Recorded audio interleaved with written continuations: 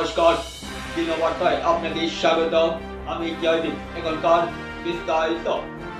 হয়তোবা মারাত্মক অসুবিধায় পরে আমেরিকায় বাস করতে হয়েছিল ভারতীয় অভিবাসীদের, কিন্তু তাই বলে কঠোর জঙ্গিদের মতো শিকল বেঁধে হাত করা পরে অবৈধ অভিবাসীদের ভারতীয় আনা এই যেন মানতে পারছেন না ভারতীয়।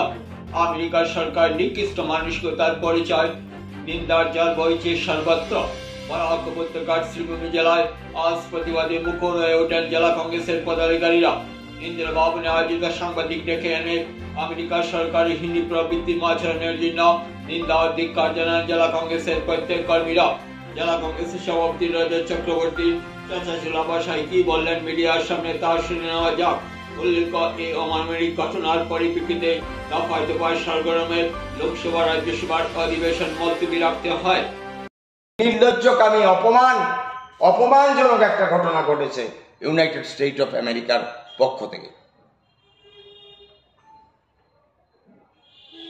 আজকে বিমান যখন ল্যান্ড করলো, almost all the national media, সমস্ত national media was busy to coverage আমার প্রধানমন্ত্রী যে কুম্ভের মধ্যে স্নান করছিলেন সেটাকে কভারেজ নিয়ে ব্যস্ত ছিল।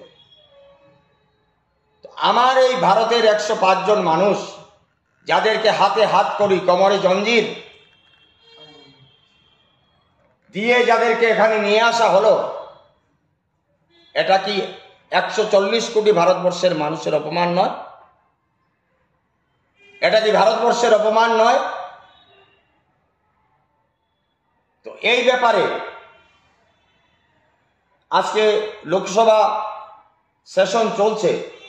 সেশনের মধ্যে সরকারের পক্ষ থেকে সরকারের কাছে বিরোধীদের পক্ষ থেকে দাবি করা হয়েছে যে টু গিভ স্টেটমেন্ট, এবং foreign minister has given his statement by yesterday যে এটা মানে government of India is trying to justify this in favour of United State of America. What is this thing? আজকে আমার 105 জন যাত্রীকে এবং 205 আরো প্রত্যাবর্তন করা হবে। আজকে কলম্বিয়া থেকে এইভাবে একটা পদক্ষেপ নেওয়া হয়েছিল। কলম্বিয়ার যিনি রাষ্ট্রপতি ছিলেন তিনি সেটার প্রতিবাদ করেছেন। তিনি বলেছেন যে আমি নিয়ে আসবো। Yes, I do agri. যদি আমার সেখান থেকে অনুপ্রবেশকারী আপনার দেশের মধ্যে থাকে, আমি আমার বিমান পাঠিয়ে আমার জনগণকে আমি সেখান থেকে নিয়ে আসবো। এই পদক্ষেপ কি ভারতবর্ষ গ্রহণ করতে পারত না? দ্য গভর্নমেন্ট অফ ইন্ডিয়া এই স্টেপ কি নিতে পারতেন না? আজকে এইভাবে ভারত স্বাধীন হওয়ার পর থেকে এই ধরনের কোনো এই ধরনের অ্যাক্সেস আর কোনোদিন আমরা পরিলক্ষিত করিনি কিন্তু এই ভারতবর্ষে। তো আজকে এই জন্য সমগ্র আসাম রাজ্যে আজকে আমার রাজীব ভবনে থেকে শুরু করে প্রত্যেকটি জেলা কংগ্রেস কার্যালয়ে আমরা এর জন্য প্রতিবাদ সাব্যস্ত আমরা করছি, এবং government of India should clarify before the 140 crores of people of India যে কেন ভারতবর্ষের,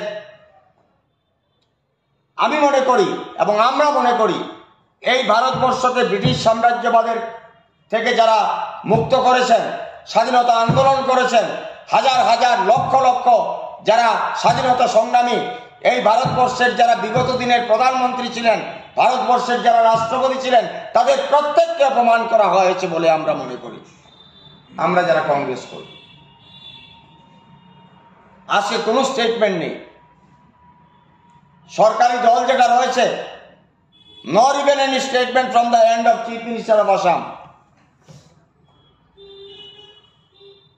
এবং গভর্নমেন্ট অফ ইন্ডিয়ার তরফ থেকে সরকারিভাবে the foreign minister has given statement on the floor of the house in the parliament, but there is no any statement from the end of BJP. তো এই অপমান আমি মনে করি ভারতবর্ষের ধমনীকে আঘাত করেছে। ভারতবর্ষের 140 কোটি মানুষকে অপমান করা হয়েছে। আমি মনে করি 105 জন মানুষকে, যাদেরকে হাত করি লাগিয়ে এখানে এনে প্রত্যাবর্তন করা হয়েছে, এটা 105 জনকে করা হয়নি, 140 জন মানুষকে অপমান করা হয়েছে। ভারতবর্ষের 140 কোটি মানুষকে অপমান করা হয়েছে।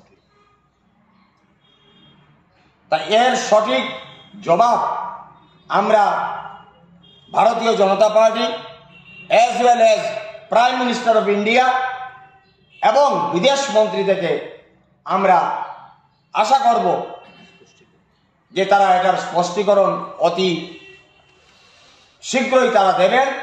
না হলে এই অপমান ভারতবর্ষের যারা বিরোধী দল আছেন, কংগ্রেস সহ, আমরা সেটা মেনে নিতে পারবো না। পরবর্তী পদক্ষেপ কি হবে সেটা আমরা অপেক্ষা করব, আমাদের হাইকমান্ড আমাদেরকে কি নির্দেশ দেন। এটা প্রথম পর্যায়ে আজকের আমাদের এই প্রতিবাদ আমরা সাব্যস্ত করলাম।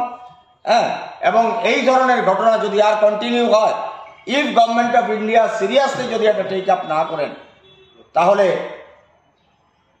এই ব্যাপারে এটা যদি কন্টিনিউ হয়, তাহলে ভবিষ্যতে ভারতবর্ষের মধ্যে এটা নিয়ে বৃহৎ আকারে আন্দোলনের সূচনা হবে বলে আমি আপনাদের মাধ্যমে জানিয়ে দিতে চাই সরকার।